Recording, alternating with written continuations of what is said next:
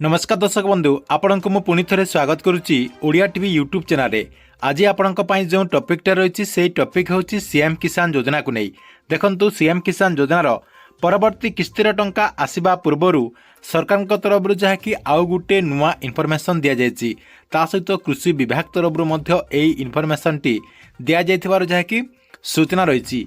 देखंतु जो चाषी भाई मैंने सीएम किसान योजना अधीन टंका पाउचंती ता सहित जो मैंने आगो को टंका पाइबा चाहते अर्थात जो मैंने नुआ आवेदन करचंती सेही माननको मध्य एई कामटी निहाती करबा पड़िबो नहले आपण माने आगो को आउ सीएम किसान योजना अधीन टंका पाई परिबे नाही।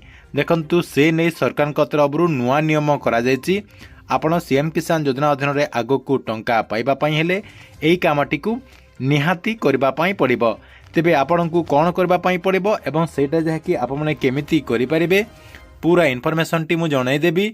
से वीडियो को गोटे लाइक करंतु। जो माने चैनल टी को सब्सक्राइब करना चैनल टी को सब्सक्राइब कर दियंतु।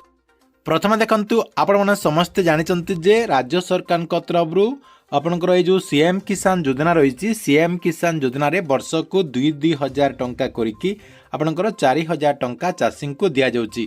गोटे किस्ती आपणकर अक्षय तृतीया रे एवं आउ गोटे किस्ती जहाँकि आपणकर नुआ खाई रे एमती करी सरकार तरफ चाषी को दुईटा किस्ती रे सीएम किसान योजना अधीन रे 4,000 टंका वर्ष को दिया जाउची।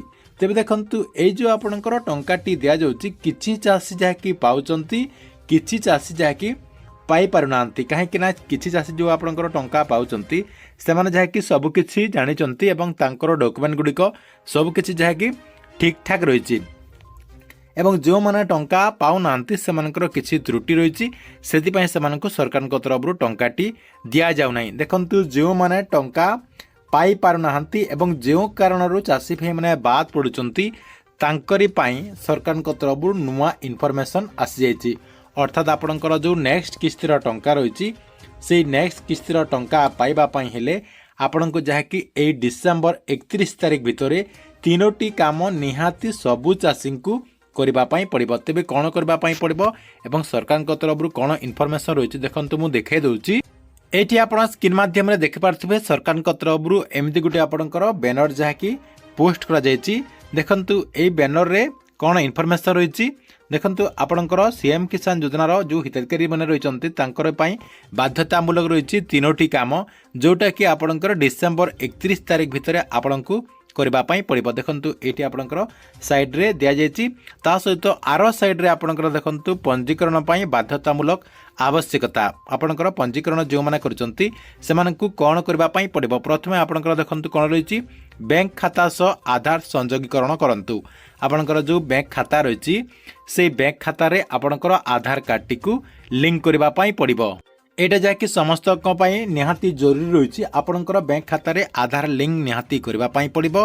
ता सहित जो माने टंका पाउचंती सेमाने मध्य निजर आधार सीडिंग टी को चेक कर नियंतु। आपणकर जदि आधार सीडिंग एक्टिव नथिबो ताहाले आपण माने मध्य टंका पाई परिबे नाही। सेति पई आपण माने मध्य आगरु टंका पाउतले सेटा मध्य आपण माने जाकि आधार सीडिंग टी को चेक कर नियंतु। जदि आपणकर डीबीटी एक्टिव नथिबो ताहाले आपण माने मध्य बाद पड़े से आपणकर बैंक खाता सहित आधार संयोगीकरण निहाती रही कहीं सरकार तरफ आधार बेसिस रे टंकाटी दि जाउछि। 2 नंबर कृषक पोर्टाल रे आपण जाइकी पंजीकरण करंती। आपणकर जो कृषक पोर्टाल रही कृषक पोर्टाल रे सीएम किसान योजना अधीन टंका पाइबा पई हेले पंजीकरण निहाती करबा पई पड़िबो। जो माने बहुत दिन आगु पंजीकरण करचंती सेमाने जहाँकि अपडेट कर नियंतु। आपणकर कृषक पोर्टाल रे लॉगिन करिकी आपणकर सब किछि जमीर तथ्य देकी अपडेट मध्य कर नियंतु। देखंतु एटा आपणकर दुईटा काम गला। सीएम किसान योजना रे टंका पाइबा पई हेले आपणकर मैंडेटरी रहिछि ई-केआसी आपण जाकी ई-केआसी मध्य आपण मानकु समस्तंकु करबा पई पड़िबो। एई कामटी आपण माने कर देला परे सीएम किसान योजना रे जो परवर्ती किस्तिर टंका आसीबो सेई परवर्ती किस्ती रे आपण माने जहाँकि 2,000 टंका लेखाएं पाई परिबे।